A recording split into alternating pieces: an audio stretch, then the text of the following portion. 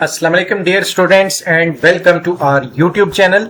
Students, आज की video है पीएएफ एयरमैन ऑल ट्रेड्स के टेस्ट के हवाले से और आज की वीडियो में मोस्ट इंपॉर्टेंट और टेस्ट एक्सपीरियंस के क्वेश्चंस शामिल हैं। फिजिक्स के मैक्सिमम क्वेश्चंस हैं और इस पीडीएफ स्लाइड में टोटल 100 क्वेश्चंस हैं, जिसमें से 50 आज की वीडियो में इंक्लूड करूंगा और 50 नेक्स्ट पार्ट के लिए आपके लिए जो है वीडियो में शामिल किए जाएंगे।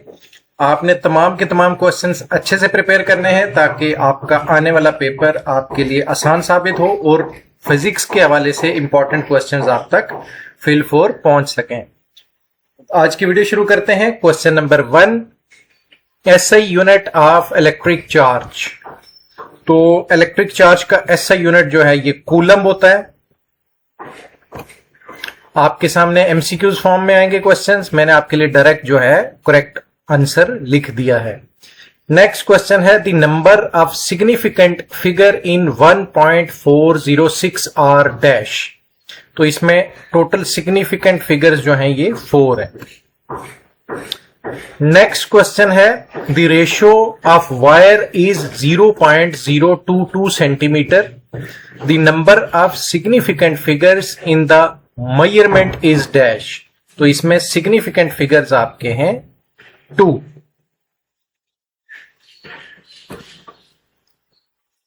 नेक्स्ट क्वेश्चन है आपके सामने the unit of intensity of light. तो इंटेंसिटी ऑफ लाइट का यूनिट क्या है? तो ये कैंडेला है। अगला सवाल है check the definition of vector and scalar. तो वेक्टर और स्केलर की जो है डेफिनेशंस आपने देखनी है। तो डेफिनेशंस मैं आपको बता दूं, वेक्टर वो क्वांटिटीज होती हैं जिनको डिस्क्राइब करने के लिए डायरेक्शन की जरूरत होती है और स्केलर क्वांटिटीज को डिस्क्राइब करने के लिए डायरेक्शन की जरूरत नहीं होती। एग्जांपल की बात की जाए तो वेक्टर की एग्जांपल में फोर्स एक वेक्टर क्वांटिटी है। अब इस तरह स्केलर की क्वांटिटी है तो मास, किसी चीज का मास जो है वो स्केलर क्वांटिटी कहलाएगी। अगला सवाल है SI unit of speed. Speed का एसआई यूनिट क्या है? तो स्पीड का एसआई यूनिट है मीटर पर सेकेंड।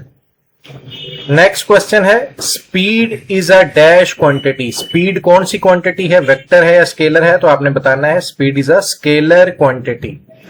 अगला सवाल है if the velocity of a body is increasing then its acceleration will be dash. तो इसका एक्सेलरेशन पॉजिटिव कहलाएगा अगर किसी भी बॉडी की वेलोसिटी इंक्रीज कर रही है। तो आगे चलते हैं। अगला सवाल है आपके सामने यूनिट ऑफ एक्सेलरेशन। एक्सेलरेशन का यूनिट बताएं तो ये होता है मीटर पर सेकेंड स्क्वायर। अगला सवाल है what is the value of Boltzmann constant. तो बोल्ट्जमैन कांस्टेंट जो है इसकी वैल्यू क्या है? तो ये है 1.380649 इंटू 10 रेज पावर -23 जूल पर kelvin. Ohm law important MCQs है। ओहम लॉ होता है V is equal to IR। Unit of frequency, तो फ्रीक्वेंसी का यूनिट हर्ट्ज होता है, इसको HZ भी लिखा जाता है।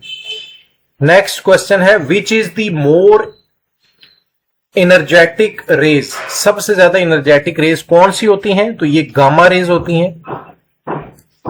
अगला सवाल है sound waves are dash waves. तो साउंड वेव्स जो होती हैं ये लॉन्गिट्यूडनल वेव्स होती हैं। Read escape velocity definition and formula. तो आपने स्केप वेलोसिटी की डेफिनेशन और फार्मूला जो है ये भी एक बार गो थ्रू करना है। When velocity is double, what will be the kinetic energy? अगर velocity डबल हो जाए तो काइनेटिक एनर्जी क्या होगी? तो ये होगी डिवाइडेड बाई 4 टाइम्स। अगला सवाल है रीड गैसेस लॉ टॉपिक। तो इसमें बॉयल्स लॉ, चार्ल्स लॉ, ये जो है आपने गैसेस के लॉज पढ़ने हैं। Inertia depends upon dash. तो इनर्शिया डिपेंड करता है density and mass. Question number 19 है what is the value of Planck's constant. Planck's constant की वैल्यू बताएं तो ये है 6.62607015 into 10 raise power -34 joule scale. Next है यूनिट ऑफ फोर्स, तो फोर्स का यूनिट न्यूटन है। यूनिट ऑफ टॉर्क, तो टॉर्क का यूनिट होता है न्यूटन इंटू मीटर। अगला सवाल है डायमेंशन ऑफ वेलोसिटी, वेलोसिटी की डायमेंशन बताएं, तो ये ml1 t-1 एंड टॉर्क की जो है ये है ml2 t-2। Resistance topic, resistance की आपने डेफिनेशन पढ़नी है। इलेक्ट्रिक फ्लक्स का टॉपिक आपने देखना है। DC motor works on which principle, ये आपने बताना है, तो इसमें आएगा लोरेंट्स लॉ। डायमेंशन ऑफ फोर्स जो है ये mlt-2 है। यूनिट ऑफ पावर वाट है। थर्मोमीटर मैयर्स डैश, तो ये चीज टेम्परेचर को मैयर करता है, सेल्सियस में भी, फ़ारेनहाइट में भी और केल्विन में भी। आगे चलते हैं। अगला सवाल है if the body was moving in horizontal circle the centripetal force depends upon dash, तो ये डिपेंड करेगी मास पे। रीड ट्रांसफार्मर टॉपिक, तो इसमें स्टेप अप ट्रांसफार्मर और स्टेप डाउन ट्रांसफार्मर ये दो टाइप्स होंगी, दोनों की आपने डेफिनेशंस देखनी है। Space rocket is example of dash, तो स्पेस रॉकेट जो है ये न्यूटन का थर्ड लॉ है। यूनिट ऑफ कैपेसिटेंस, कैपेसिटेंस का यूनिट क्या है, तो ये फैराड है। Newton first law is called dash, तो न्यूटन के फर्स्ट लॉ को लॉ ऑफ इनर्शिया भी बोला जाता है। N type material contains dash, तो एन टाइप मटेरियल जो है ये इलेक्ट्रॉन्स कंटेन करते हैं। Light is a form of dash, तो लाइट एनर्जी की एक फॉर्म है। Projectile motion is maximum at dash, तो प्रोजेक्टाइल मोशन जो है मैक्सिमम होती है 45 डिग्रीज पे। Projectile motion is minimum at dash, तो ये 90 डिग्री पे मिनिमम होती है। In astronomical telescope, the image formed by eyepiece as dash, तो ये virtual image होता है। Highly reflective part of optical fiber is dash, तो ये core होती है। Unit of work and energy, तो work and energy का unit joule होता है। Unit of EMF is dash, तो EMF यानी इलेक्ट्रोमोटिव फोर्स, इसका यूनिट होता है वोल्ट।